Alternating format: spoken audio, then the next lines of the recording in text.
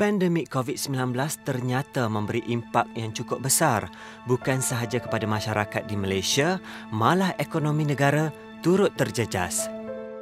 Sehubungan itu, kerajaan memperkenalkan inisiatif Malaysia Mudah, My Mudah, menerusi Perbadanan Produktiviti Malaysia MPC dan Majlis Tindakan Ekonomi EAC untuk membantu pemilik syarikat dan perniagaan yang dibebani pelbagai peraturan tidak perlu dan karenah birokrasi. Menurut Presiden Pertubuhan Arkitek Malaysia PAM, Datuk Izumi Harzani Ismail, kesan yang agak ketara adalah membabitkan proses permohonan kelulusan pembangunan dan aktiviti pembinaan di tapak bina. Ujar beliau, terdapat bangunan-bangunan yang sudah boleh melalui proses pemeriksaan oleh pihak berkuasa serta agensi teknikal sebelum sijil perakuan siap dan pematuhan CCC dapat dikeluarkan oleh arkitek.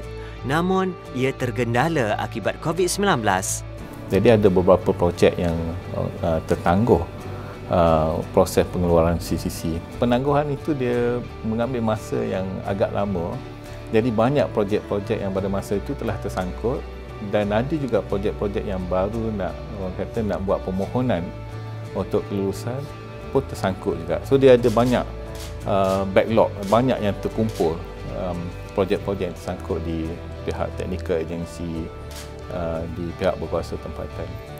Bertitik tolak daripada itu, menerusi inisiatif My Mudah, pelepasan akan dibuat secara automatik dan CCC akan diberikan kepada pemaju sekiranya surat pelepasan bagi bekalan utiliti tidak dikeluarkan dalam tempoh 28 hari. Sekiranya 28 hari selepas pemeriksaan dibuat, walaupun tanpa surat pelepasan, benda itu dianggap telah diterima dan dianggap surat pelepasan itu telah diberikan.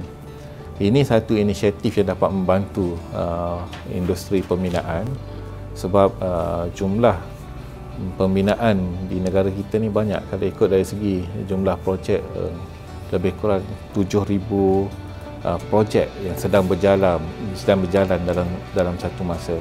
Selain sektor pembinaan, My Mudah turut memberi manfaat kepada industri makanan diproses dan florikultur, khususnya membabitkan permit ekspor.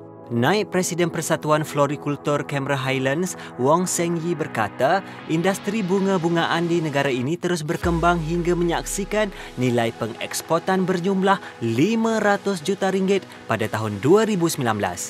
Namun, industri tersebut mengalami kesulitan dengan permit ekspor yang menyukarkan pengeksportan ke luar negara ketika pandemik.